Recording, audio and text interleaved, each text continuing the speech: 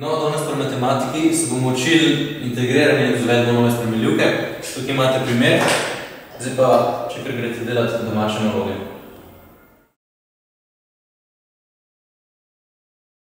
To je toliko brez veze. Jaz nikoli v življenju tega ne bom rabila in čisto nič ne razumem. To je to brez veze, da grem kar spat.